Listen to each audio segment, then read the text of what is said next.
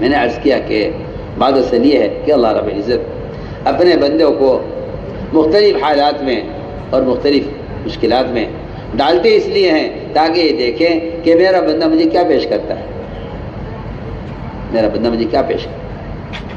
اس لیے میرے دوستو عزیزو، میں نے عرض کیا کہ اصل بنیادی بات یہ ہے کہ جب بندہ اپنے اللہ کے درمیان شکلوں کو ذریعہ بنا دیتا ہے تو پھر یہ ساری سزائیں شکلوں پر لگا دیتا ہے، اور جب یہ سمجھتا ہے کہ نہیں اللہ کی ذات سے فائدہ اٹھانے کا جو راستہ ہے وہ اس کے احکام ہیں، تو پھر یہ اپنے اسباب کو پیچھے کرتا ہے اور احکام کو آگے رکھتا ہے۔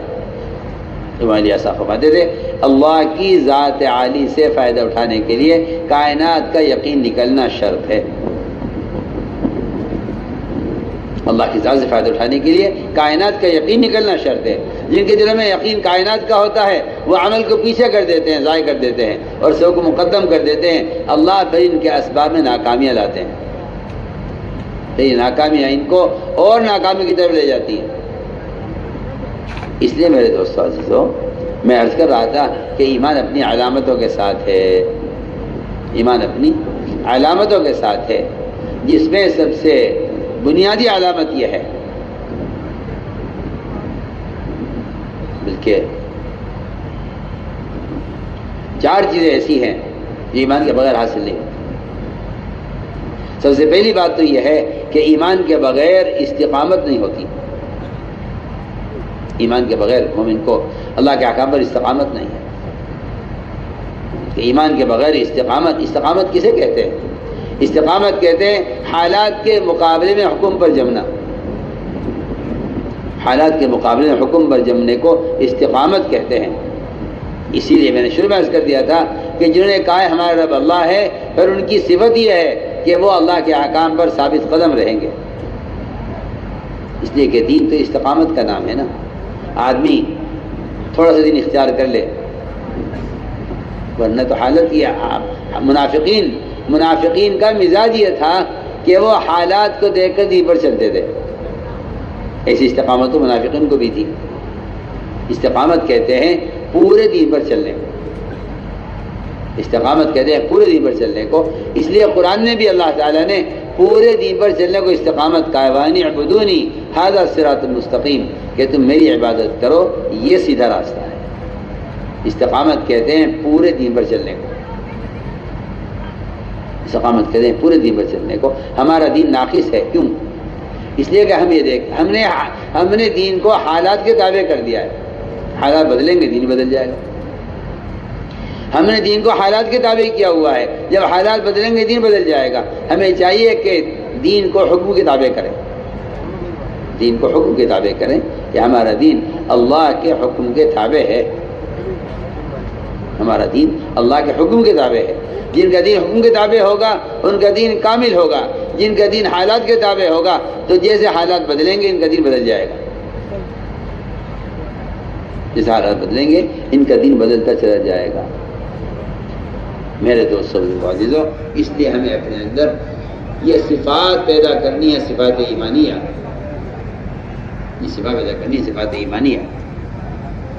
اور یہ صفات ایسی ہیں کہ ان صفات کو ظاہر کیا جائے گا سنتوں کے اہتمام سے۔ ایک جماعت آپ ساری خدمت میں حاضر ہو، 7 آدمیوں کی جماعت تھی، 7 آدمیوں کی جماعت آپ کی خدمت میں حاضر ہوئی۔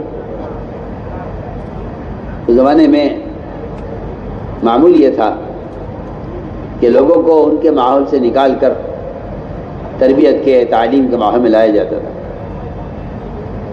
چنانچہ جماعت آپ کی خدمت میں حاضر ہوئی، آپ نے ان کو دور سے دیکھ کر پہچان لیا کہ یہ ایمان والے ہیں۔ اس لیے کہ ایمان والا اپنے حلیے سے پہچانا جاتا ہے، اور ہر قوم کا اصول ہے یہ، فوج کو پہچاننا ہو، پولیس والے کو پہچاننا ہو، ہر ایک کی پہچان اس کے لباس سے ہے، ہر ایک کی پہچان اس کے لباس سے ہے۔ اصل بنیادی چیز آدمی کا حلیہ ہے، جس کا حلیہ سنت کے مطابق نہیں ہے اس کو مسلمان پہچاننا ممکن نہیں۔ آج دیکھ لیجیے آپ نے کہ مسلمان نے یہ سوچ کر حلیہ بدل دیا کہ لباس کوئی ضروری نہیں ہے، حالانکہ علماء نے یہاں تک لکھا ہے کہ ایک پنڈت کا لباس اور ایک انگریز کا لباس دونوں کا ایک حکم ہے.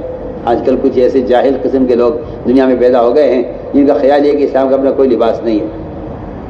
حالانکہ یہ حقیقت یہ ہے کہ یہ ننگا پھر رہا ہے، اس کی نماز بھی اس لباس میں نہیں ہوتی.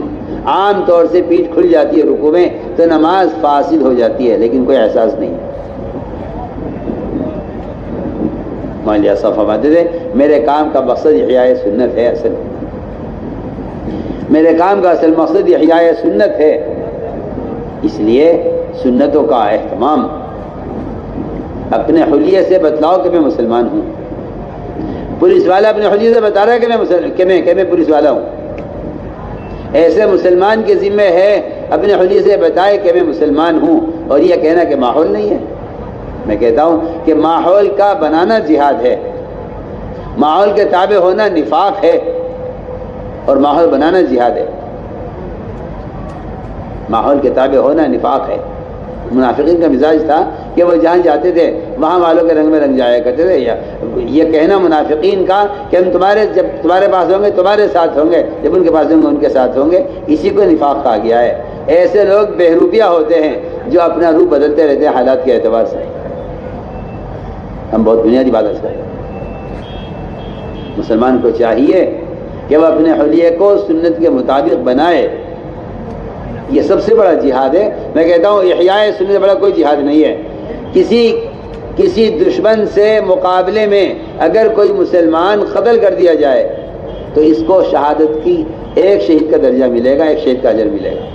اور اگر کوئی مسلمان مخالف ماحول میں سنت کا اہتمام کرتا ہے تو پھر فرمایا حدیث میں کہ ایسے مسلمان کو 100 شہیدوں کے برابر اجر ملے گا، صرف ایک سنت کو زندہ کرنے میں. ایک سنت کو زندہ کرنے میں 100 شہیدوں کا اجر ہے. میرے دوستوں عزیزوں، مسلمان کیا کہتا ہے؟ مسلمان یہ کہتا ہے کہ جی آپ کو اصل میں معلوم نہیں میں کون ہوں. مجھے تو اتنی غیرت اور شرم اور غصہ آتا ہے ایسا کہنے والے پر.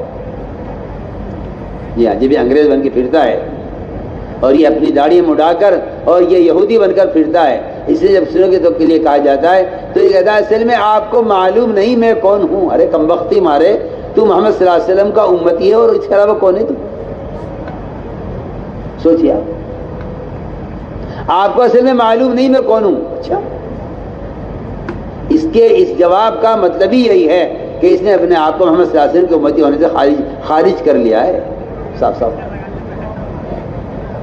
اصل میں آپ کو معلوم نہیں میں کون ہوں. میں نے کہا میں تو اس کے علاوہ نہیں جانتا آپ کو کہ آپ محمد صلی اللہ علیہ وسلم کے امتی ہیں، اس کے علاوہ کچھ بھی نہیں. سوچیے، آپ سوچیے میں کیا کہہ رہا ہوں، آپ غور کیجئے اس پر میں کیا کہہ رہا ہوں.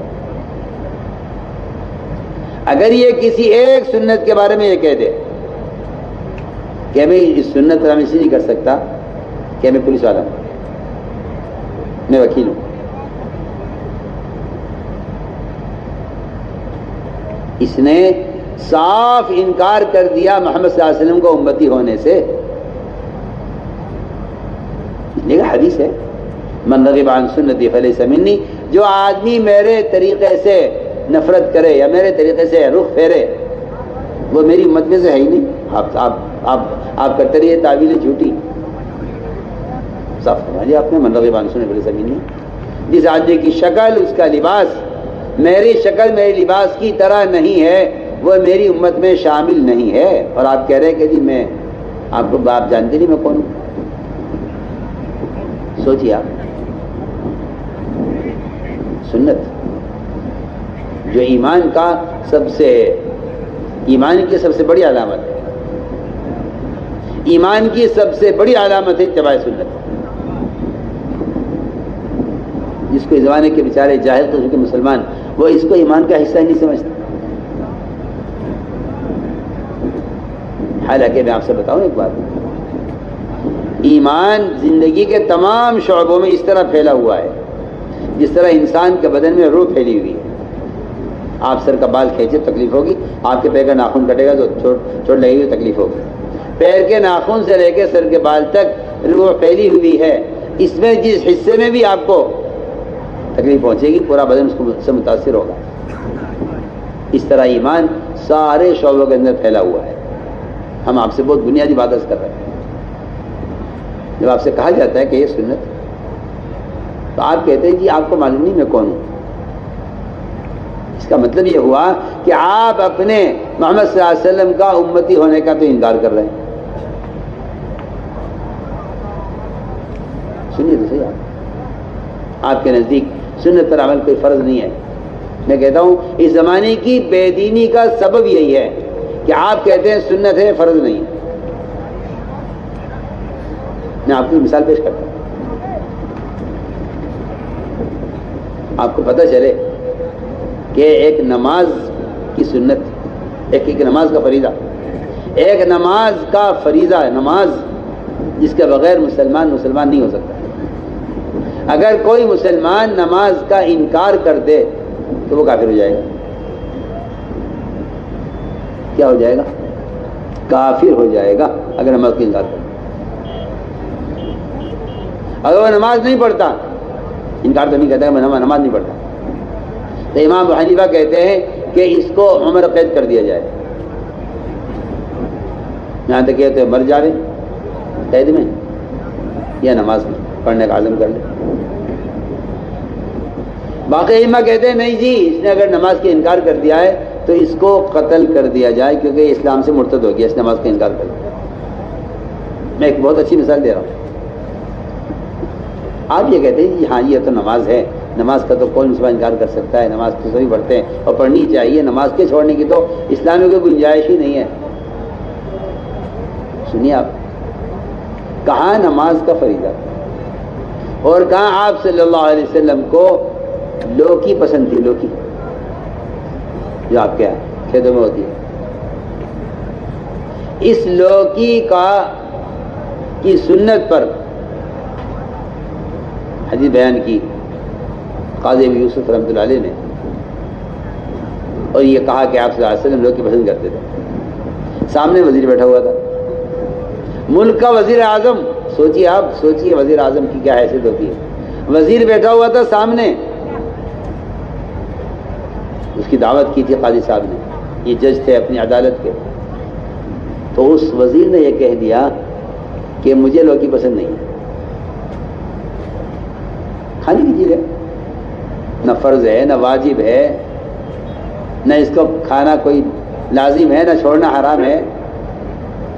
اس نے اتنا کہہ دیا مجھے لوکی پسند نہیں ہے.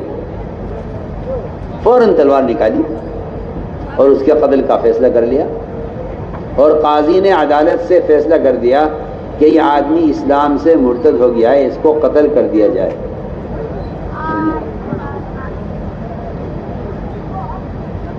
ایسا زمانہ تھا. مسلمان کو سنتوں سے ایسی محبت تھی، مسلمان کو سنتوں سے ایسی محبت تھی کہ قاضی نے فیصلہ کر دیا کہ اس آدمی کو قتل کر دیا جائے، اس نے سنت کا انکار کیا. دیکھ لیجیے، اب مسلمان سر سے لے کے پیر تک یہودیوں کی شکل بنا کر پھر رہا ہے، اور اسے اس کی کوئی پرواہ نہیں ہے. اور اسے جاہل قسم کے لوگ یہ کہہ رہے ہیں اس میں کوئی حرج نہیں، اس میں کوئی حرج نہیں ہے، ایسے بھی پڑھ سکتے، ایسے پہن سکتے، یہ پہن سکتے، یہ پہن سکتے ہیں، پہننے سے کیا ہوتا ہے. ایسے جاہل قسم کے لوگ کہتے ہیں ایمان دل کی چیز ہے، ظاہر میں کیا دیکھنا، ایمان دل میں ہوتا ہے. اگر تیرے دل میں ایمان ہوتا تو سنت کی شکل میں ظاہر ہوتا. وہاں صاحب فرماتے تھے جی، سنو حضرت کی بات نقل کر رہا ہوں، مولانا صاحب فرماتے تھے کہ جس کا ظاہری حلیہ سنت کے مطابق نہیں ہے، اس کے دل میں کفر نے جڑیں پکڑی ہوئی ہیں. پکی پکی بات. کیا کہتا ہے مسلمان؟ مسلمان یہ کہتا ہے کہ جی اصل میں آپ کو ابھی معلوم نہیں ہے میں کون ہوں. میں اصل میں ڈاکٹر ہوں. سن تو لو، میں ڈاکٹر ہوں. تو میں نے پوچھا سیبو تو ڈاکٹر ہوتے ہیں؟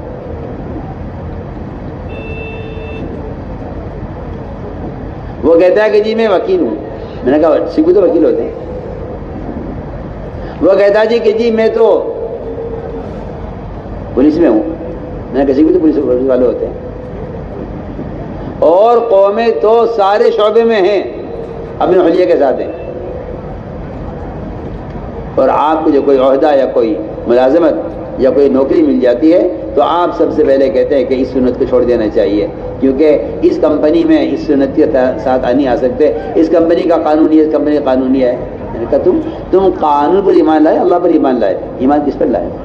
سوال ہے، تم ایمان کس پر لائے تھے؟ اللہ کے رسول پر لائے تھے یا قانون پر ایمان لائے تھے؟ سنیے، آپ تو صاحب کہہ دیتا ہے کہ یہ قانون ہے اور میں کیا کر سکتا ہوں؟ میں سوال کرتا ہوں سب سے، کوئی آدمی آپ کی زمین قبض لانے لگے، آپ اس کے لڑیں گے، کوشش کریں گے، میرے باپ کی زمین ہے، میرے دادا کا گھر ہے، آپ کوشش کریں گے اس کے لیے؟ سوال اس بات کا ہے کہ اگر کسی ڈپارٹمنٹ کا یا کسی شعبے کا کوئی قانون ہے اور اس کا قانون آپ کی جسمانی یا کپڑے یا حلیے کی کسی سنت سے ٹکرا رہا ہے، صاف تو بحث کرتا ہوں کہ آپ سے کہا جائے کہ آپ سنت چہرہ نہیں رکھ سکتے مثال کے طور پر، تو آپ اگر یہ کہتے ہیں قانون کی مجبوری ہے تو آپ اللہ کے یہاں مجرم ہیں۔ سن لیجئے، میں نے بات نوٹ کر لی، آپ اللہ کے یہاں مجرم ہیں۔ اگر آپ یہ کہتے ہیں قانون کی مجبوری ہے تو آپ اللہ کے یہاں مجرم ہیں، اس لیے کہ صاف بات ہے کہ ہم تو اللہ پر ایمان لائے، اللہ پر ایمان لائے، اس کے بعد کوئی شخصیت کوئی ذات ہے ہی نہیں جس پر ایمان لاتے۔ ان پر ایمان لانے کا مطلب یہ ہے کہ ہم ان کے حکم کے تابع ہیں۔ اللہ کے یہاں، اللہ تعالیٰ کے یہاں یہ چھوٹ نہیں ہوگی کہ جی قانون تھا ٹھیک ہے آپ مجبور تھے، نہیں، میں عکس کرتا ہوں اللہ کے یہاں مجبور کون ہے، معذور کون ہے، یہ تو آج اس کو سمجھنا چاہیے۔ اللہ کے یہاں مجبور کون ہے، معذور کون ہے، اور اللہ کے یہاں مجرم کون ہے اور اللہ کے یہاں معذور کون ہے، اس کو سمجھنا چاہیے۔ جو شخص اس کے لیے مسلسل کوشش کر رہا ہو وہ کہا جائے گا کہ ہاں یہ اللہ کیا معذور ہے۔ اللہ دیکھ لیں گے میرے بندے نے میرا حکم پورا کرنے کے لیے، میرے بندے نے میرے نبی کی سنت عمل کرنے کے لیے پوری کوشش کی ہے، اگر یہ کوشش کر رہا ہے تو یہ اللہ کے یہاں معذور ہے، ورنہ مجرم ہے، اگر کوشش نہیں کرتا تو مجرم ہے۔ دوسری شرط یہ ہے کہ آپ جتنی دیر اس شکل میں ہیں آپ اللہ تعالیٰ سے اس پہ استغفار کرتے رہیں، اور تیسری شرط یہ ہے کہ آپ یہاں سے نکلتے ہی لباس تبدیل کر لیں، تب تو کہا جا سکتا ہے کہ آپ اللہ کیا مجرم نہیں ہیں، ورنہ آپ اللہ کیا مجرم صاف ہیں۔ مولوی ایسا فرماتے تھے میرے کام کا مقصد تو احیاء سنت ہے، میں تو ایک نمونہ پیش کرنا چاہتا ہوں سارے عالم کو۔ تو میرے بزرگ دوستوں عزیزوں، آپ صلی اللہ علیہ وسلم کے زمانے میں جو آدمی آتا تھا سب سے پہلے اس کے لیے کہ وہ آ کر ایسا بدل جایا کرتا تھا، آپ نے فرمایا کہ میری امت ساری امتوں کے درمیان میں ایسی ہے جیسے سفید بیل کے پہلو میں چند بال سیاہ ہوں، الگ الگ چمکتے ہوئے نظر آتے ہیں۔ اب تو حالت یہ ہے کہ کسی کو سلام کرتے بھی ڈر لگتا ہے، نام پوچھنا پڑتا ہے سلام کرنے سے پہلے کہ آپ کے کیا نام ہے۔ اس کا مطلب صاف یہ ہے، اس کا صاف مطلب یہ ہے کہ مسلمان سنتوں سے اتنا ننگا ہو گیا ہے کہ اس کو سلام کرتے ہوئے خیال ہوتا ہے پتہ نہیں مسلمان یا غیر مسلم ہے۔ صاحب آپ سے تو میں آپ سے بے تکلف بات کر رہا ہوں۔ مسلمان نے اپنا حلیہ یہ بنا لیا ہے کہ ابھی یہ سلام کا بھی مستحق نہیں رہا ہے، اس کو سلام کی کیسے کی جائے پتہ نہیں کون ہے۔ میرے دوستوں عزیزوں، اس لیے ہم نے عرض کیا کہ سنتوں کا بڑا مقام ہے اور سنتوں کو مٹانا دین کو مٹانا ہے۔ آپ یہ مت سمجھیے کہ آپ نے فرائض چھوڑ دیے تو اسلام جو ہے ضائع ہو گیا، نہیں۔ اگر آپ سنتیں چھوڑ رہے ہیں تو آپ اسلام کا ایک حصہ معاشرے کو ضائع کر رہے ہیں۔ اسلام کا ایک بڑا حصہ معاشرہ ہے، عبادات، معاملات، اخلاق، معاشرہ، یہ چار شعبے ہیں، یہ ایمان کا معاشرہ، ایمان کا ایک حصہ ہے جس کو آپ یہ کہہ کے چھوڑ دیتے ہیں کہ اس سے کیا ہوتا ہے۔ اس لیے بنیادی طور پر بحث کر رہے ہیں کہ سنتوں کا اہتمام سر سے لے کے پیر تک مسلمان کو ایسا ہونا چاہیے کہ دور سے دیکھ کر پہچانا جائے کہ یہ مسلمان ہے۔ چنانچہ میں عرض کر رہا تھا کہ ایک جماعت آپ کی خدمت میں حاضر ہوئی، حیات الصحابہ میں اس کو نقل کیا ہے اور ایمان کی حقیقت کے اعتبار سے بیان کیا ہے اس کو کہ ایمان کسے کہتے ہیں۔ یہ 7 آدمی کی جماعت تھی، آپ صلی اللہ علیہ وسلم کو دور سے دیکھ کر پہچان گئے۔ وہ خود کہتے ہیں کہ آپ نے ہماری حلیے سے پہچانے کے مومن ہیں۔ ہم قریب آئے، آپ نے ہم سے پوچھا آپ نے کہ تم کون ہو؟ ہم نے آپ کے سوال کے ساتھ جواب دیا کہ ہم ایمان والے ہیں فوراً، اس لیے کہ انسان کا مزاج ہے یہ کہ وہ جو اصل اس کا مقصد ہوتا ہے اس سے وہ اپنا تعارف کراتا ہے۔ آپ پوچھیں کسی دکاندار سے کہ آپ کیا ہے کہ میں تاجر ہوں، آپ کی ڈاکٹر پوچھیں آپ کیا ہے کہ میں ڈاکٹر ہوں، آپ کسی انجینئر سے پوچھیں آپ کیا ہے کہ میں انجینئر ہوں۔ جس آدمی کا دنیا میں جو کام ہوتا ہے اس کام سے اس کا تعارف ہوتا ہے۔ ایسے ہی آپ صلی اللہ علیہ وسلم نے ان سے پوچھا کہ تم کیا ہو؟ سب نے کہا کہ یا رسول اللہ ہم سب ایمان والے ہیں۔ صاف کیا ہم سب ایمان والے ہیں؟ فرمایا تمہارے ایمان کی کیا علامت ہے؟ انہوں نے صاف فرمایا کہ یا رسول اللہ 4 چیزوں پر ہمارا ایمان ہے، 4 پر ہمارا ایمان ہے۔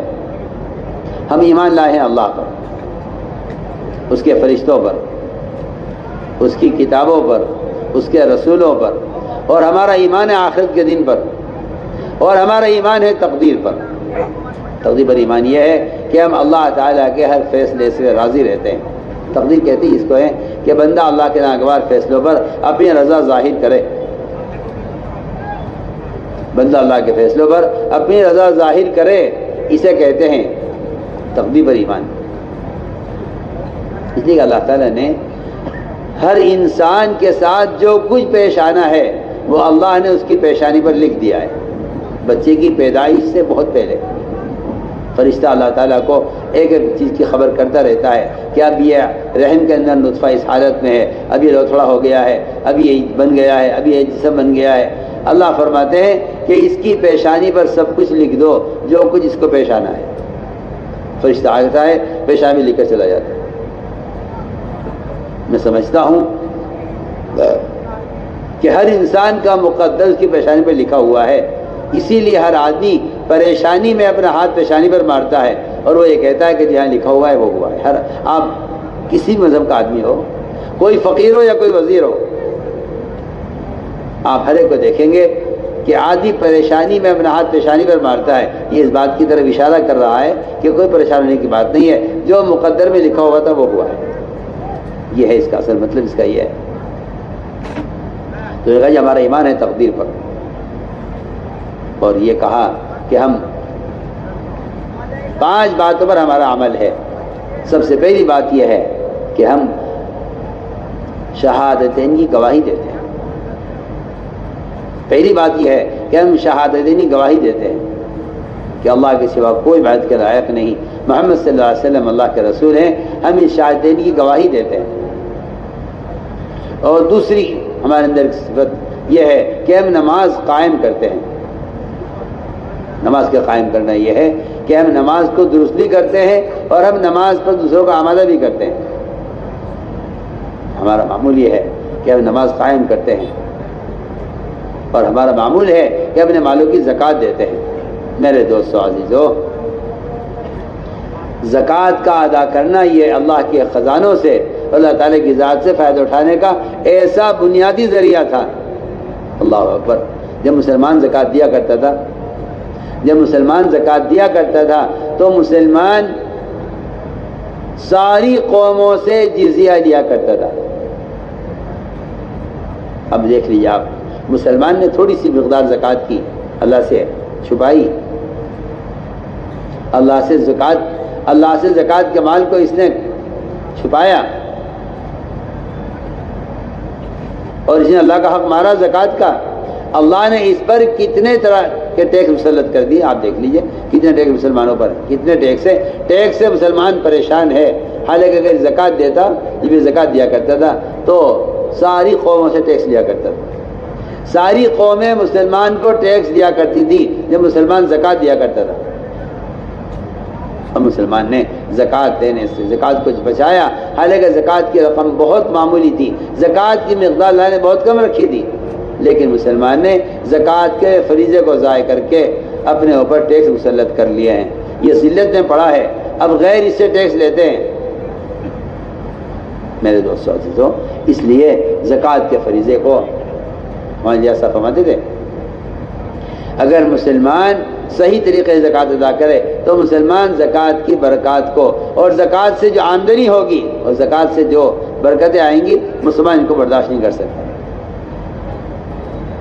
ہمیں چاہیے کہ اپنی زکوٰۃ کی رقم کو لے کر مستحق کو تلاش کریں، زکوٰۃ کو لے کر مستحق کو تلاش کریں، اس لیے کہ زکوٰۃ کی جو برکتیں ہیں اصل مستحق کی دعائیں ہیں. زکوٰۃ کی جو برکتیں ہیں مستحق کی دعائیں ہیں. جب مستحق دعا کرتا ہے زکوٰۃ دینے والے کے لیے تو اللہ رب العزت مستحق کی دعاؤں سے زکوٰۃ کے اندر برکتیں پیدا فرما دیتے ہیں.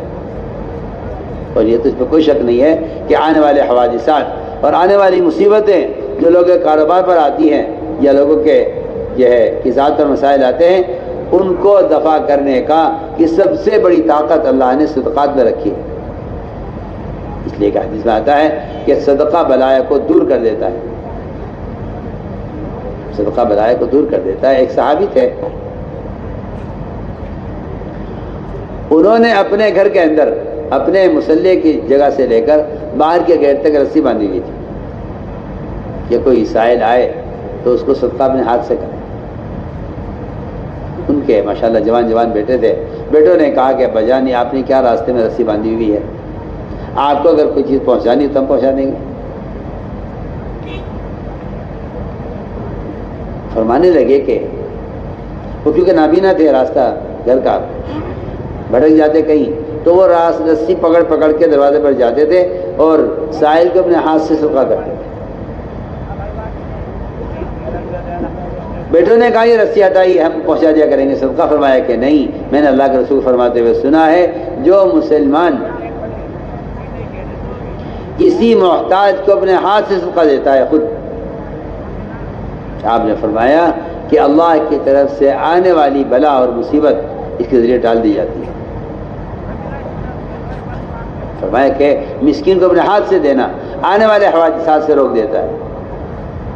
تو ہم نے عرض کیا کہ زکوٰۃ سے مال کم نہیں ہوتا، وہ تو سود سے مال ضائع ختم ہوتا ہے، اور زکوٰۃ سے تو مال اتنا بڑھ جاتا ہے کہ اللہ فرماتے ہیں کہ اللہ جس کے لیے چاہیں جتنا چاہیں بڑھا دیں. وما آتیتم من زکاۃ تريدون وجه الله فاولئک هم المضعفون.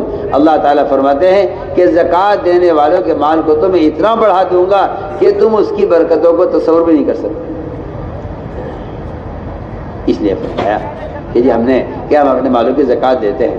یہ ہمارے اندر 5 فرائض ہیں، انہوں نے نماز کے ساتھ شمار کیا ہے. شہادتین کی گواہی دینے کو یہ میں کہنا چاہتا تھا کہ شہادتین کی گواہی دینا گویا ہر مسلمان کے ذمہ نماز کی طرح فرض ہے کہ انہوں نے اس کو فرائض بھی گنوایا ہے. یہ 5 وہ ہیں جس پر ہمارا عمل ہے. آپ نے فرمایا کہ یہ پورے دین کے سمجھنے والے فقہاء ہیں، اور فرمایا کہ یہ باادب لوگ ہیں، اور فرمایا کہ ان کے اندر ایسی صفات ہیں کہ قریب تھے کہ سب نبی ہو جاتے. قریب تھے کہ سب نبی ہو جاتے. آپ صلی اللہ علیہ وسلم نے ان کے بارے میں یہ فرمایا. پھر آپ نے فرمایا کہ 5 باتیں اور یاد کر لو. تو آپ نے فرمایا دیکھو، مال جمع نہ کرنا ضرورت سے زیادہ، مکان تعمیر نہ کرنے ضرورت سے زیادہ،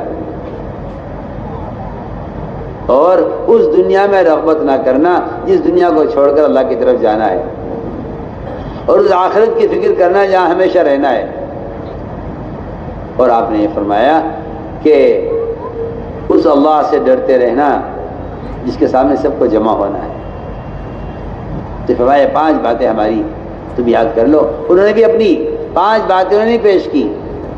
اور یہ کہا کہ یا رسول اللہ ہمارے اندر زمانے جاہلیت سے کچھ باتیں ہمارے اندر ہیں، اگر آپ کہیں تو انہیں باقی رکھے، چاہیں تو ہم چھوڑ دیں۔ میں وہ کیا ہے؟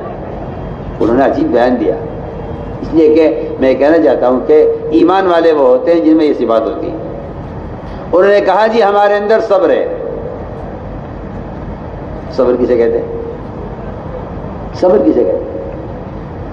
آج کل لوگ یہ سمجھتے ہیں کہ صبر کا مطلب یہ ہے کہ کوئی آپ کو سزا برداشت کرتے رہے، کہ نہیں، اس کو صبر نہیں کہتے۔ صبر کے 3 درجے ہیں، صبر کے 3 مرحلے ہیں، صبر کے 3 مرحلے ہیں۔ سب سے پہلا صبر کا درجہ یہ ہے کہ مسلمان اپنے نفس کو مجبور کرے اللہ کے فرائض کے ادا کرنے پر، اور ہر کام میں، ہر ضرورت میں سنت کے مطابق عمل کرنے پر اپنے نفس کو مجبور کرے۔ یہ صبر کا پہلا درجہ ہے، اپنے نفس کو مجبور کرے فرائض کے ادا کرنے پر، اپنے نفس کو مجبور کرے حرام سے بچنے پر۔ دوسرا درجہ صبر کا یہ ہے کہ مسلمان اپنے آپ کو مجبور کرے ہر ضرورت کو سنت کے مطابق پورا کرنے پر۔ اگر یہ 2 درجے مسلمان صبر کے پورے کر لیتا ہے تو پھر مسلمان آگے کسی رکاوٹ میں، یہ میں صاحب سے بحث کرتا ہوں کہ اگر باطل آ جائے اس کے دین کے مقابلے میں تو پھر یہ صبر یہ باطل کے مقابلے پر جم سکے گا، اس کو صبر کہتے ہیں۔ لیکن یہ 2 مرحلے جو صبر کے ہیں، حرام سے بچنا، فرائض کو پورا ادا کرنا، اور اپنے نفس کو سنت کے اتباع پر مجبور کرنا، اگر مسلمان ان 2 لائن سے صبر کر لے تو پھر تیسرا جو صبر کا مرحلہ ہے وہ یہ ہے کہ پھر آدمی اپنے دین پر جمع رہے گا استقامت کے ساتھ، لا کے ہٹایا جائے گا اس کے دین سے، مگر یہ ہٹے گا نہیں دین سے، اس لیے کہ اس نے صبر کے 2 مرحلے پورے کر لیے ہیں۔ میں تو ساتھ بحث کرتا ہوں، جو بچہ پہلی کلاس میں ناکام ہو جائے کیا وہ دوسری کلاس میں جا سکتا ہے؟ موٹی سی بات ہے۔ اس لیے ہم نے عرض کیا کہ یہ ہے ایمان کی ان کے اندر علامتیں، یہ ہمارے اندر صبر ہے۔ واقعی صبر ایسی صفت ہے، نبی کی نبوت کو صبر سے پہچانا گیا ہے۔ نبی کی نبوت کو کہ آپ نبی ہیں یا نہیں، اس کو پہچاننے کے لیے کفار آپ کو ستایا کرتے تھے، آپ کو نبی جاننے کے لیے کہ آپ نبی ہیں یا نہیں۔ آپ صلی اللہ علیہ وسلم ان کی اذیتوں پر اتنا صبر کرتے تھے اور انہیں اپنے دین کی طرف دعوت دیتے رہتے تھے، یہاں تک کہ وہ پہچان جاتے تھے کہ ہاں یہ نبی ہو سکتے ہیں، کیونکہ نبی کے اندر ایک صبر کی صفت ہے، نبی میں ایک صبر کی صفت ہے۔ فرمایا کہ ہاں یہ نبی ہو سکتے ہیں کہ ان کے اندر صبر کی صفت ہے۔ زید بن ثانہ ایک یہودی عالم تھے، انہوں نے آپ صلی اللہ علیہ وسلم کو نبی جاننے کے لیے اور نبوت کو پہچاننے کے لیے اور اپنے اطمینان کے لیے آپ کو ستایا، آپ کو تکلیف پہنچائی، مگر آپ نے صبر کیا اور آپ نے اس تکلیف کا بدلہ احسان سے دیا۔ یہ نہیں کہ بھائی اینٹ کا جواب پتھر سے دیں گے، یہ مسلمان کا کام نہیں۔ مسلمان کو چاہیے کہ وہ ساری قوموں پر احسان کر کے بتلائے کہ میں مسلمان ہوں، اس لیے آپ صلی اللہ علیہ وسلم نے ساری اذیتیں برداشت کر کے ساری قوم کو یہ بتلایا کہ میں تمہارا خیر خواہ ہوں۔ اگر آپ صلی اللہ علیہ وسلم اپنے دشمن سے مقابلہ کرتے تو بتائیے تو صحیح، آپ کو نبی کون پہچانتا؟ آپ کو تو نبی پہچانا اس لیے گیا ہے۔ اس لیے کہ مثال سے بات کرتا ہوں کہ اسلام کا جو مزاج ہے وہ خوف پیدا کرنا یا کسی کو اسلام لانے پر مجبور کرنا،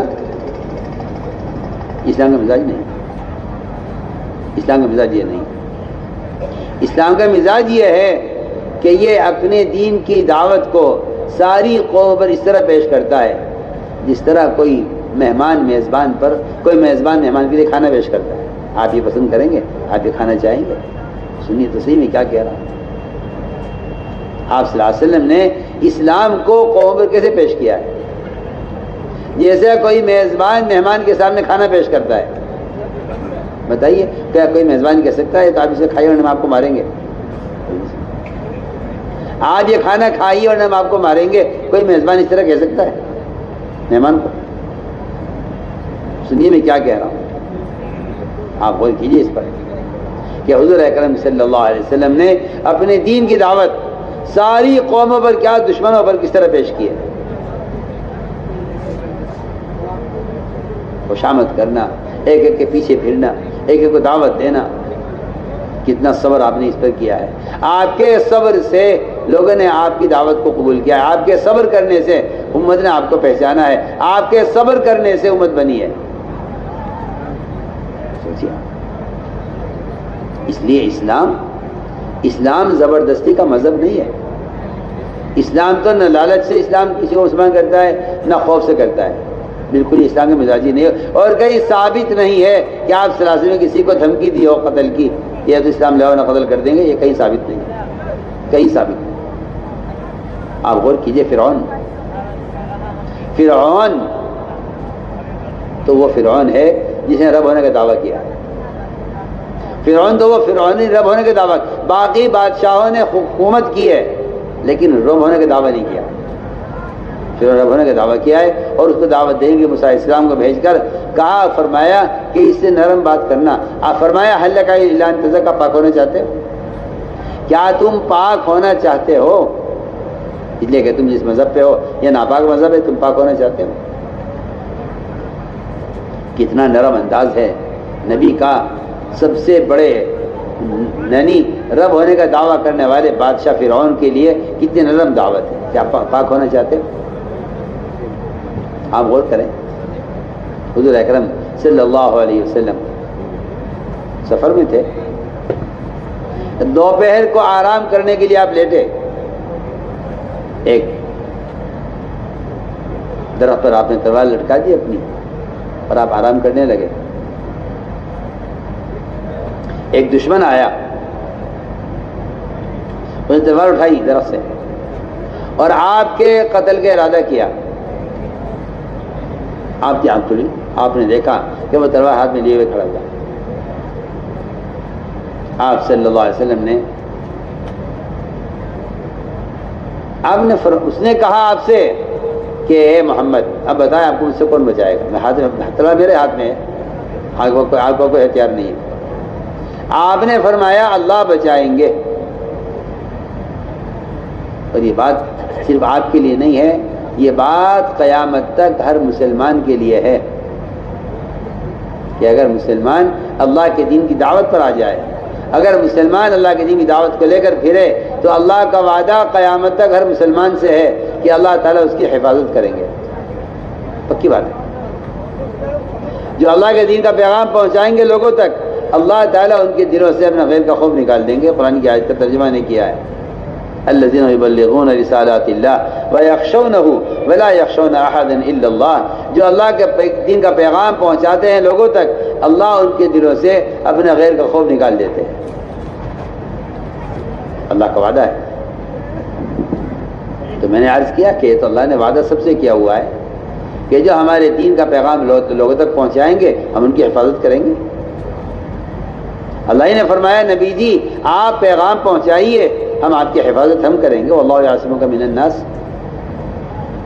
تو جب اس نے کہا دشمن نے آپ کو مجھ سے کون بچائے گا؟ میں اللہ بچائیں گے.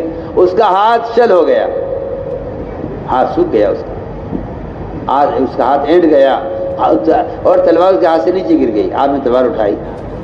آپ نے پوچھا تم بتاؤ مجھے تم سے کون بچائے گا؟ تم بتاؤ تمہیں مجھ سے کون بچائے گا؟ دیکھو میں کہتا ہوں آپ سے، اللہ کے نبی کا یہ سوال اس کو قتل کرنے کا نہیں ہے. جی ہاں سنیے، اس کو ڈرانے کا بھی نہیں ہے. اس کو ڈرانے کے لیے فرمایا، نہ قتل کرنے کے لیے فرمایا. آپ کا یہ فرمانا کہ تمہیں مجھ سے کون بچائے گا، اس کا مطلب یہ تھا کہ جس طرح میں نے تمہیں کہا ہے کہ اللہ بچائیں گے، تم بھی اللہ کو مان لو. اللہ بچائیں گے، اللہ آپ کو بچا لیں گے. اللہ آپ کو بچائیں گے دنیا بھی آخرت میں بھی، اگر آپ یہ پیغام قبول کر لو. اگر آپ ہماری بات قبول کر لو تو اللہ تعالیٰ آپ کو ہمیشہ کی نرک سے بچا لیں گے اور ہمیں ایک سور میں داخل کر لیں گے. اس لیے کہ اس میں تو کوئی شک نہیں ہے کہ کرنے والی ذات اللہ ایک تنہا ہے. اگر اس کے وجود پر اور اس کے نبی کی رسالت پر انسان اس کا اقرار کر لے تو ہمیشہ کی نرک سے بچ جائے گا، اور اگر اس کا اقرار کر لے تو ہمیں ہمیشہ کی سوگ میں داخل ہو جائے گا۔ آپ نے فرمایا کہ اب بتاؤ تمہیں کون بچائے گا، جس کا مطلب میں نہیں سمجھتا کہ محمد صلی اللہ علیہ وسلم اس مقام پر ہوتے ہوئے ایک آدمی کو قتل کی دھمکی دیں۔ فرمایا اس طرح میں نے تم سے کہا کہ اللہ بچائیں گے، تمہیں کو اللہ بچائیں گے۔ اس نے کہا جی آپ تو بڑے اخلاق والے ہیں، آپ تو بڑے اچھے آدمی ہیں، آپ تو میرا اچھا معاملہ کیجئے۔ آپ صلی اللہ علیہ وسلم نے تلوار نیچے رکھ دی۔ آپ چاہتے اس پہ قتل کے اقدام کا مقدمہ کرتے، آپ چاہتے تو اسے قتل کر دیتے، چاہتے اپنے صحابہ کے حوالے کرتے، اسے اس کو قتل کر دو، کہ نہیں، فرمایا کہ نہیں، ہمارا کام یہ تھوڑی ہے، ہمارا کام یہ نہیں ہے کہ ہم آپ کے دل میں خوف بٹھا کر اور دہشت گردی کے ساتھ ہم اپنا دین قائم کریں، ہمارا کام یہ نہیں ہے، بلکہ قرآن نے تو صاف کہہ دیا لا اکراہ فی الدین، کہ اسلام میں کسی بھی قوم کے لیے مسلمان ہونے کی زبردستی نہیں ہے۔ مسلمان تو بیچارہ اتنا بے وقوف ہے، وہ تو سمجھتا ہے کہ یہ آیت میرے لیے تھی، حالانکہ آیت مسلمان کے لیے ہے ہی نہیں۔ آج اگر آپ ایک آدمی کو نماز کے لیے کہیں، دوبارہ کہیں، تو وہ کہتا ہے بھائی دین میں زبردستی نہیں ہے، آپ مجھے ایک مرتبہ کہہ چکے ہیں، بس کہہ چکے، کافی ہو گیا، زبردستی نہیں ہے دین میں۔ میرے چاند، یہ زبردستی دین میں نہیں ہے، آپ کے لیے نہیں تھا، کافر کے لیے تھا جملہ۔ آپ کے لیے تو زبردستی کی جائے گی، آپ 100 بار انکار کریں گے نماز کا، 100 بار آپ کو نماز کی دعوت دی جائے گی۔ جی ہاں، مسلمان کو عمل پر آمادہ کرتا رہے، خوشامد کرتا رہے۔ یہ آیت آپ کے لیے ہے ہی نہیں، یہ تو آپ نے اپنی بیوقوفی سے اس آیت کا مطلب اپنے طرف پھیر لیا کہ لا اکراہ فی الدین، کہ بھائی دین میں زبردستی نہیں ہے، آپ نے نماز کے لیے کہہ دیا، بس آپ کی ذمہ داری پوری ہو گئی۔ میں کہتا ہوں غلط خیال ہے آپ کا، مسلمان کو تو فرائض پر آمادہ کیا جاتا رہے گا۔ تو میں عرض کر رہا تھا کہ حضور اکرم صلی اللہ علیہ وسلم نے اس کے ساتھ یہ معاملہ کیا۔ آپ نے پوچھا کہ تمہیں اسلام میں رغبت ہے؟ نے کہا نہیں، میں جاؤ رہو پہ دین پر۔ وہ یہ کہہ کر گیا جی ٹھیک ہے، میں اپنے دین پر رہوں گا، نہ میں آپ کا مقابلہ کروں گا، نہ میں آپ کو مقابلہ کرنے والوں کا ساتھ دوں گا، میں اپنے دین پر، میں رہو اپنے دین پر، کیا بات ہے، تم جانو تمہارا اللہ جانے۔ تو میں عرض کر رہا تھا کہ صبر تو وہ بہترین، اللہ اکبر، بہترین طاقت اور راستہ ہے جس کے ذریعے سے اسلام کا تعارف ہوتا ہے۔ آپ صلی اللہ علیہ وسلم، اس لیے ایک اصولی بات یہ ہے کہ داعی کا صبر کرنا مدعو کی ہدایت کا سبب بنتا ہے، داعی کا صبر کرنا مدعو کی ہدایت کا سبب بنتا ہے۔ یہ ہے اصل بات، یہ ہے کہ داعی اگر صبر کر لے تو اللہ تعالیٰ اس کے صبر کو مطلب اس لیے کہ صبر کرنے سے اس کی بات کے اندر قوت پیدا ہو جاتی ہے، اس کی بات کو قوت پیدا ہوتی ہے صبر کرنے سے۔ تو میں نے عرض کیا کہ یہ ہے اصل بات کہ ہمیں ایمان کی علامتوں کے ساتھ اور یہ بات پکی بات ہے کہ ایمان کی تکمیل اور ایمان کی قوت، اب ان پر استقامت جو حاصل ہوتی ہے وہ اپنے دین کی دعوت سے حاصل ہوتی ہے۔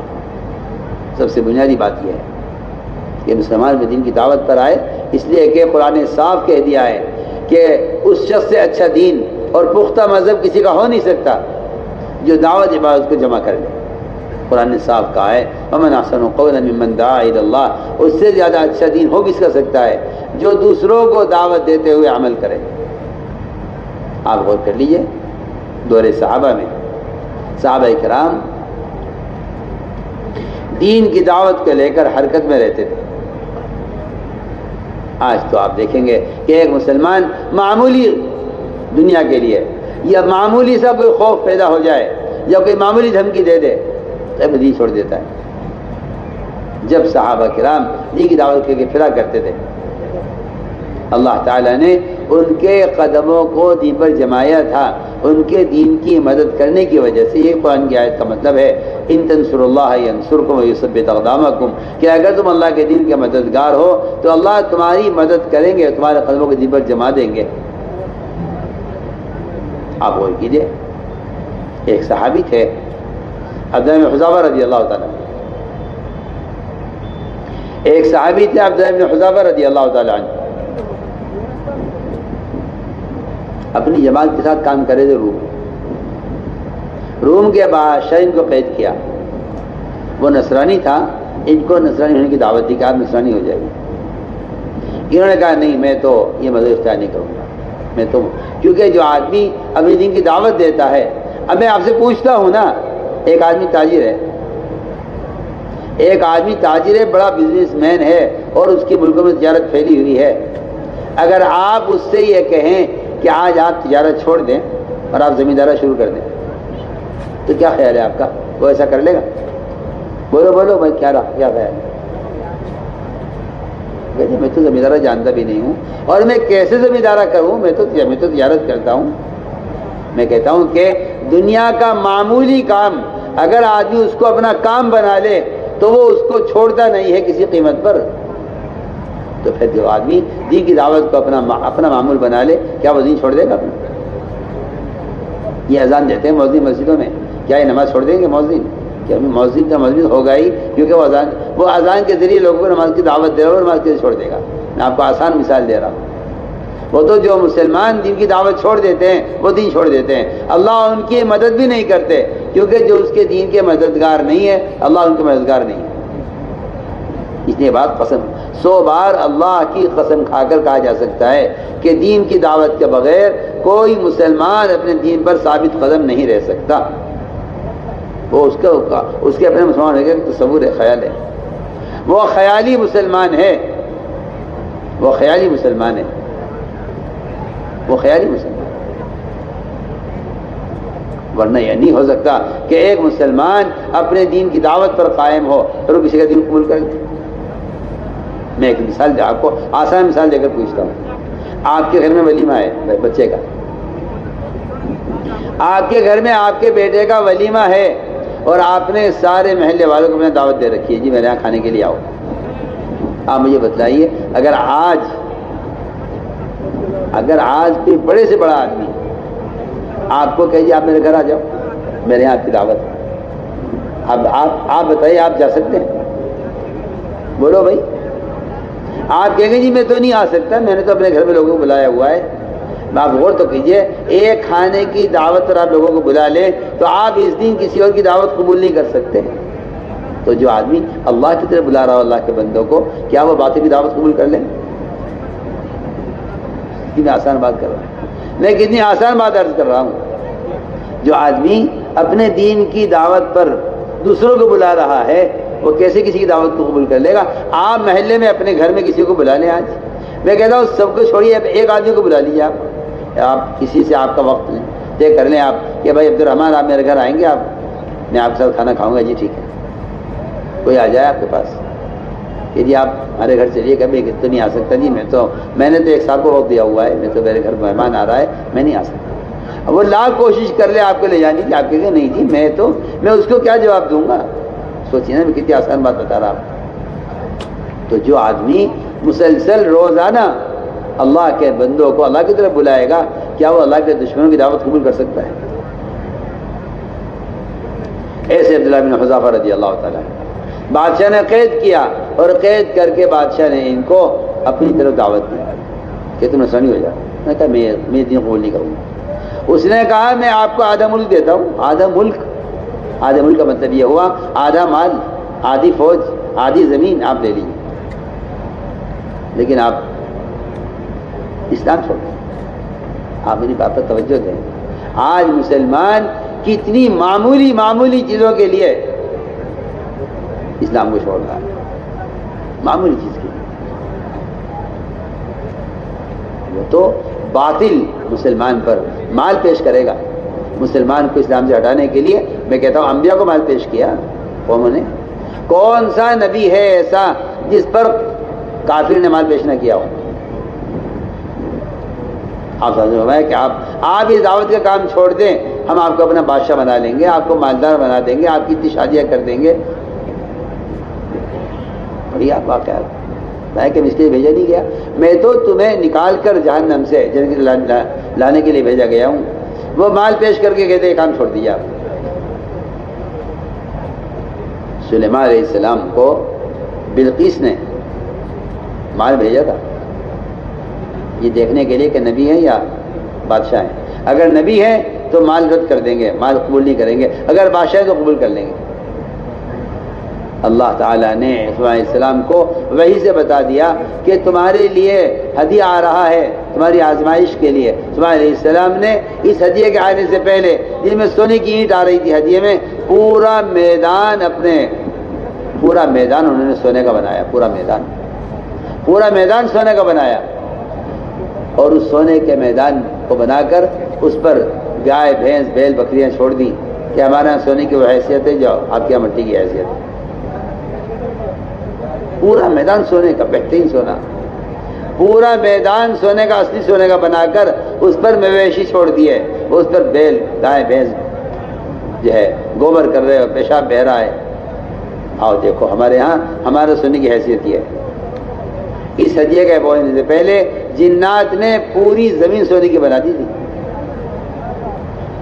سوچیے آپ، متاثر ہوئے اور بیوقوف ایسا بنایا، ذلیل اتنا کیا ان کو، عیسیٰ علیہ السلام نے ان کو اتنا ذلیل کیا کہ جس راستے سے ان کو آنا تھا اس راستے سے ان کی لائی ہوئی اینٹ کے برابر سونے کی جگہ خالی چھوڑ دی۔ اس لیے تو نہیں کہ ہم یہاں سونا لگائیں گے، مقصد یہ تھا کہ یہاں سے گزریں گے اور ان کے ہاتھ میں سونا ہوگا اسی جگہ کے برابر، تو یہ سوچیں پڑ جائیں گے کہ اگر بادشاہ سے ملاقات ہونے سے پہلے ہماری تلاشی ہونے لگی اور یہ سونے کی اینٹ جو ہم ہدیے میں لائے ہیں اگر یہ یہاں ہمارے سامان میں نکل آئی تو ہم پر الزام لگے گا چوری کا کہ انہوں نے اینٹ یہاں سے اٹھائی۔ بتائیے آپ کتنا ذلیل کیا۔ اللہ، پورا سونا، فرش سونے کا بنایا اور اتنی بڑی جگہ خالی چھوڑ دی، وہاں سے ان کو گزارا، ادھر سے گزرتے ہوئے تو دیکھا تو وہاں تو اتنی جگہ خالی پڑی ہوئی تھی جتنی بڑی ہم اینٹ لائے تھے۔ انہیں یہ خیال نہیں آیا کہ یہاں لگا دیں گے، یہ انہیں خیال یہ آیا جن کا سارا فرش سونے کا، میدان سونے کا بنا ہوا ہے، انہیں ہماری اینٹ کی کیا ضرورت ہے۔ مگر اس خیال سے وہ اینٹ وہاں پھینک دی کہ اگر تلاشی ہو گئی بادشاہ کے پاس جانے سے پہلے تو یہ اینٹ نکلے گی سونے کی جسے ہدیہ بنا کے لا رہے تھے بادشاہ عیسیٰ علیہ السلام کو متاثر کرنے کے لیے۔ اللہ اکبر۔ فرمایا کہ اللہ نے ہمیں دیا ہوا ہے، اپنی ذات سے لینے کا ہمیں راستہ دیا ہوا ہے، تو ہمیں اللہ نے تم سے بہتر دیا ہوا ہے، اپنے ہدیے سے آپ بھی خوش ہوئیے، ہمیں اس کی ضرورت نہیں ہے۔ اس طرح انبیاء علیہ السلام مال کو رد کر دیا کرتے تھے، یہ بتلانے کے لیے کہ ہمیں مال نہیں چاہیے، ہمیں تو تمہاری ذات مطلوب ہے۔ اسی لیے انبیاء علیہ السلام تکلیف پہنچانے والوں پر بھی صبر کرتے تھے اور مال لانے والوں کے مال کو رد کرتے تھے تاکہ یہ سمجھے کہ ہم ان سے کیا چاہتے ہیں۔ میرے بزرگوں، دوستوں، عزیزوں، اصل بات یہ ہے کہ اسلام کے پھیلنے کا جو بنیادی سبب ہے وہ مسلمان کے اسلام کو لے کر پھرنا ہے۔ اصل آپ دیکھ لیجیے، جس چیز کو لے کر مسلمان پھر رہا ہے اس چیز دنیا میں عام ہو رہی ہے۔ ہر ملک کی چیز ہر ملک میں ملنے لگی ہے کہ مسلمان چیزیں لے کر پھر رہا ہے۔ اگر مسلمان اپنے دین کی دعوت کو لے کر پھرے تو پھر ہم آپ سے عرض کرنا چاہتے ہیں کہ دین کے پھیلنے کا جو بنیادی سبب ہے وہ اصل میں دین کو لے کر پھرنا ہے، دین کو لے کر پھرنا ہے۔ اس لیے کہ اگر مشکل یہ ہے کہ اس زمانے کا مسلمان یہ سمجھتا ہے کہ دین کی دعوت کو لے کر پھرنا ضروری نہیں ہے، اور بھی ذرائع ہے دین کی بات کے پہنچانے کے، حالانکہ اللہ نے قرآن میں جگہ جگہ نکلنے کا حکم دیا ہے، اور بلکہ جہاں نکلنے کا حکم دیا ہے وہاں اگر نکلنے میں تاخیر ہو گئی ہے تو وہاں عذاب کی دھمکی بھی ہے، الا تنفروا، اگر نہیں نکلو گے تو اللہ تمہیں عذاب دیں گے، کیونکہ اللہ کے راستے میں نہ پھرنا دین کو مٹانا ہے، اور دین کو مٹانے والوں پر اللہ کا عذاب آنے والا ہے۔ تو پکی بات ہے، قرآن کی بات بالکل صاف ہے، دین میں لے کر نہ پھرنا دین کو مٹانا ہے، اور دین کو مٹانے والوں پر اللہ کا عذاب آنا ہے۔ صاف ہے اللہ نے قرآن میں، الا تنفروا يعذبكم عذابا الیما، اگر نہیں نکلو گے تو اللہ تعالیٰ تمہیں عذاب دیں گے اور تمہیں ہٹا کے دوسروں کو لائیں گے جن سے اللہ تعالیٰ دین کا کام لیں گے۔ میرا عزیز دوستو، اللہ نے آپ کو اس کام کے لیے زمانے میں اللہ نے آپ سے پہل کروائی ہے۔ سوچیے آپ، اس زمانے میں اس دعوت کے فریضے کا اور انبیاء علیہ السلام کی لائی محنت کے دوبارہ زندہ ہونے کا جو سبب بنا ہے اس میں اللہ نے آپ سے پہلے کام لیا ہے۔ اس لیے میں تاکید سے عرض کر رہا ہوں کہ سب سے پہلے آپ کے ذمہ حق بنتا ہے کہ آپ اس دین کی دعوت کو لے کر ملکوں میں جائیں، اس سب سے پہلے آپ کا حق بنتا ہے۔ پہلے آپ کا حق بنتا ہے کہ اس دین کی دعوت کو لے کے ملکوں میں جائیں، یہ پہلے آپ کا حق بنتا ہے، اس لیے کہ وہ مہاجرین جو پہلے ہجرت کیے اور پہل کی ہے ہجرت کرنے میں، اللہ تعالیٰ کا ان کا درجہ اونچا درجہ ہے۔ تو میرے دوستو عزیزو، اصل بات ہے کہ دین کی دعوت کو لے کر پھرنا، اس لیے کہ دین کی دعوت ایک ایسا فریضہ ہے جو کسی قلم سے، کسی اخبار سے، کسی رسالے سے، کسی اور ذریعے سے یہ فریضہ ادا نہیں ہو سکتا۔ اس فریضے کے ادا کرنے کا جو سب سے بنیادی وہ شرط ہے وہ اپنے بدن کو استعمال کرنا ہے۔ میں تو کھل کر کہتا ہوں، سب سے کہتا ہوں کہ اس طرح نماز کے ادا کرنے کے لیے بدن کا کوئی متبادل نہیں ہے، اس طرح دعوت کے فریضے کا ادا کرنے کے لیے انسان کے بدن کا کوئی متبادل نہیں ہے، انسان بدن کا کوئی متبادل نہیں ہے۔ اپنے بدن کو اس لیے کہ بھلائی کو حکم کرنا، برائی سے روکنا، یہ ایک ایسا فریضہ ہے۔ حدیث میں آتا ہے سارے مسلمان ایک کشتی کے سوار ہیں۔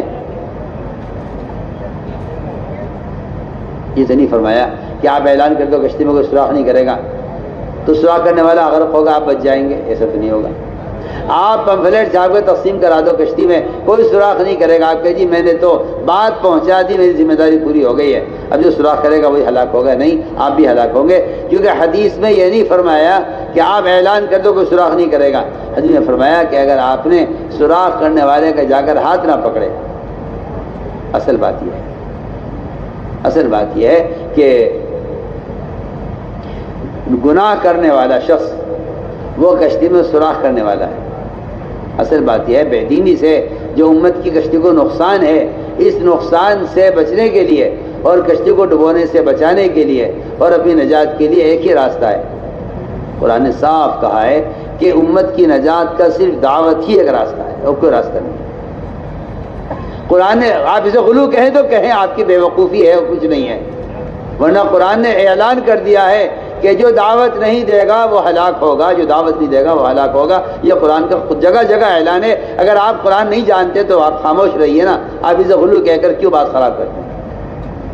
جو دعوت نہیں دے گا وہ ہلاک ہوگا، قرآن کا فیصلہ ہے۔ دیکھ لیجیے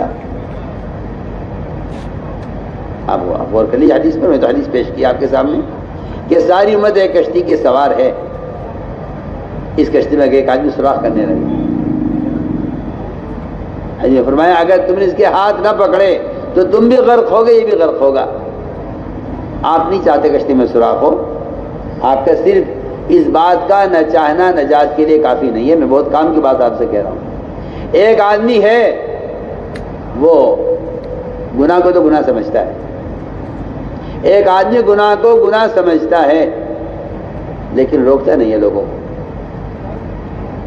ایک آدمی گناہ کو گناہ سمجھتا ہے مگر روکتا نہیں ہے۔ یہ مثال اس شخص کی ہے جو کشتی میں سوار ہے سب کے ساتھ، وہ سوراخ کرنے کو برا تو سمجھتا ہے لیکن سوراخ کرنے والے کا آگے ہاتھ نہیں پکڑتا۔ بتائیے بچ جائے گا؟ یہ کیا خیال ہے آپ سب بتائیے مجھے۔ میں بہت اچھا سوال کر رہا ہوں سب سے۔ ایک کشتی میں سوار آدمی سوراخ کرنے کو برا سمجھتا ہے لیکن سوراخ کرنے والے کا ہاتھ نہیں پکڑتا جا کر، تو بتائیے آدمی بچ جائے گا؟ بولو کیا خیال ہے؟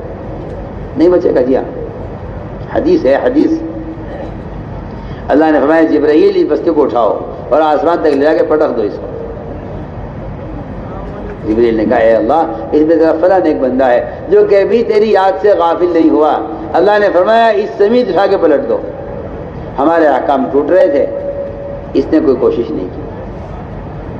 میرے دوستو، اس لیے بات سب نوٹ کر لیں کہ دعوت دینا ہر مسلمان کے ذمہ فرض عین ہے، مرد ہو یا عورت ہو۔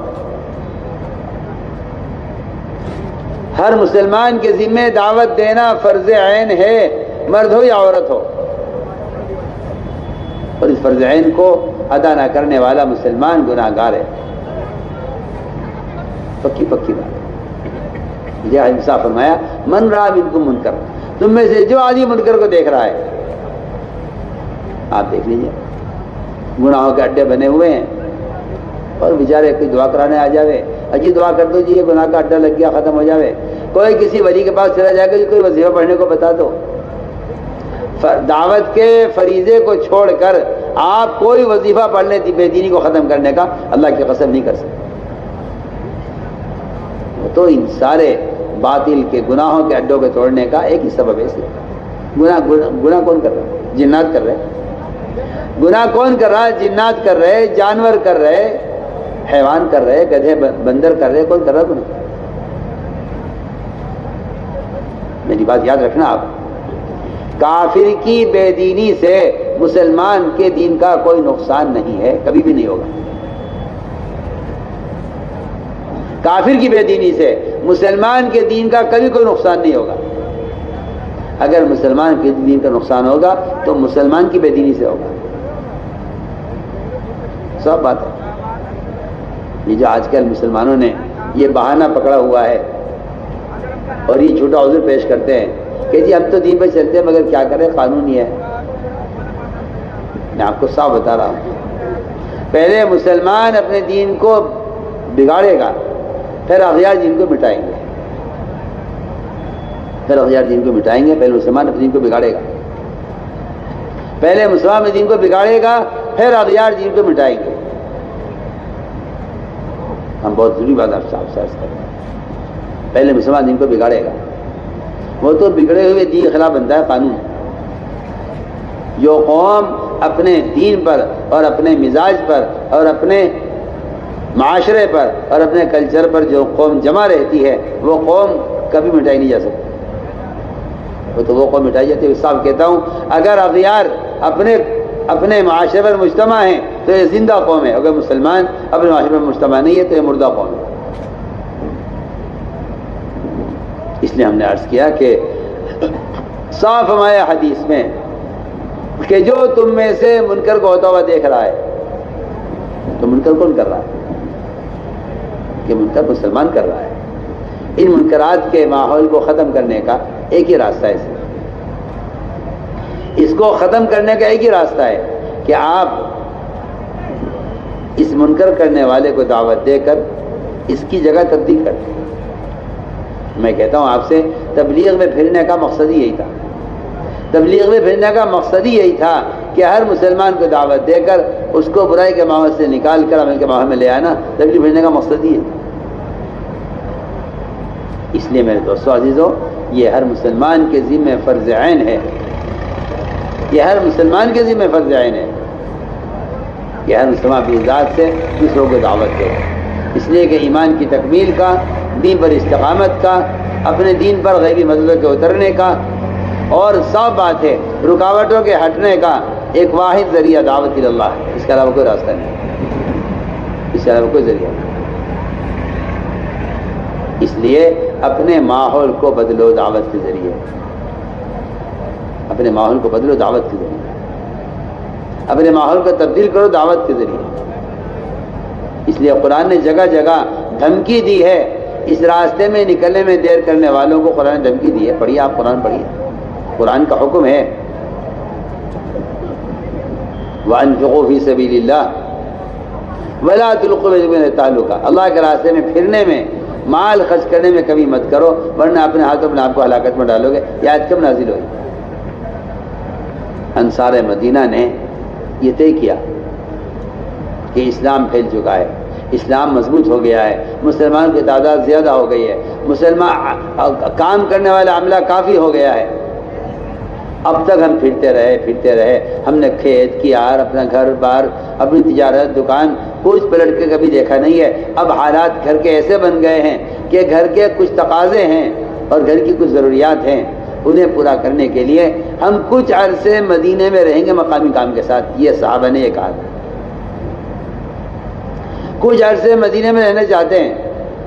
اور یہ بات جو کی تھی انہوں نے، روایت میں آتا ہے کہ اللہ کے رسول کی محبت کے ساتھ کی تھی. منافقین کی طرح نہیں کہ اللہ کے رسول سے نفرت کے ساتھ یہ سوچا ہو کہ ہمیں دعوت سے کام کرنا نہیں ہے. وہ کہتے ہیں ہم نے اللہ کے رسول کی محبت کے ساتھ آپس میں مشورہ کیا کہ ہم اب تک پھرتے رہے. جب اسلام کمزور تھا، مسلمان تھوڑے تھے، اب اسلام پھیل گیا ہے اور رکاوٹیں دور ہو گئی ہیں اور مسلمان زیادہ ہو گئے ہیں اور اسلام کے مددگار کافی ہو گئے ہیں. اگر ہم کچھ عرصہ مقامی کام کرتے ہوئے، مسجد کی آبادی کی محنت کرتے ہوئے اگر ہم کچھ عرصہ مدینے میں رہ لیں، کچھ کچھ کاروبار دیکھ لیں، کچھ کھیتی کیار دیکھ لیں، یہ ارادہ کیا انہوں نے۔ ادھر یہ مشورہ چل رہا تھا، ادھر اللہ تعالیٰ قرآن میں دھمکی اتار رہے تھے، دھمکی۔ یہ تھوڑی کہتے اللہ تعالیٰ ہاں بھائی تم تو بڑے کام کرنے والے ہو اور تم تو بڑے انصار ہو اور تم نے تو ابھی تک بڑی محنت کی ہے، بس کوئی حرج نہیں ہے، کچھ دن دنیا ٹھہر جاؤ، کچھ دن کے لیے دعوت کا کام چھوڑ دو، کچھ دن کے لیے باہر کا نکلنا چھوڑ دو، اور اب تو کوئی قتال بھی ہونے والا نہیں ہے، اس سے نکلنا ضروری ہو۔ صحابی خود کہہ رہے ہیں کہ کوئی قتال بھی ہونے والا نہیں ہے، اس کے لیے نکلنا ضروری ہو جائے۔ جیسا آج کل کے لوگوں کا خیال ہے کہ صحابہ تو قتال کے لیے نکلا کرتے تھے، اسی کے لیے وعدے، اسی کے لیے وعیدیں ہوتی تھی۔ میں کہتا ہوں کہ خیال غلط ہے بالکل۔ صحابہ کا پھرنا وہ تو اقامت دین کے لیے ہے، صحابہ کا نبی کی بعثت کا مقصد اسلام کو قائم کرنا ہے، دین کو قائم کرنا ہے۔ اس لیے نفر و خروج کا مقصد صرف دشمن سے مقابلہ کرنا ہی، کوئی نکلنے کا مقصد نہیں ہے۔ یہ تو ایک وقتی عارض ہے جو کبھی پیش آیا کبھی پیش نہیں آیا۔ اصل مقصد نکلنے کا ساری انسانیت کو جہنم سے بچانا اور ساری انسانیت کو ہدایت پر لانا، یہ نکلنے کا اصل مقصد تھا۔ ادھر یہ مشورہ ہو رہا تھا صحابہ کا، ادھر قرآن نازل ہو رہا تھا۔ اللہ نے ان صحابہ کو نکلنے کی دھمکی دی ہے اور ہلاکت کی دھمکی دی ہے جو صحابہ بہت پھرنے والے تھے۔ سنیے تو صحیح، جو اس کام کو کرتے ہی نہیں ہیں ان کے لیے کیا دھمکی ہوگی جب اتنی محنت کرنے والوں کے لیے اللہ نے قرآن میں دھمکی نازل کیا۔ سوچیے اللہ نے فرمایا وَأَنفِقُوا فِي سَبِيلِ اللَّهِ۔ صحابہ نے آئے، آپ نے پوچھا صحابہ سے یہ کیا بات ہے، تم نے کیا سوچا؟ اللہ ناراض ہو رہے، اللہ ناراض ہو رہے ہیں، تم نے کیا مشورہ کیا ہے؟ یہ اللہ نے تو یہ سوچا تھا کہ اسلام پھیل چکا ہے، مسلمان کافی ہو گئے ہیں، ملکوں میں دین پہنچ چکا ہے، اب کچھ عرصے کے لیے کام چھوڑ کر بیٹھ جائیں اور مقامی کام کے ساتھ کچھ کاروبار دیکھ لیں۔ اللہ نے اس بات کو پسند نہیں کیا۔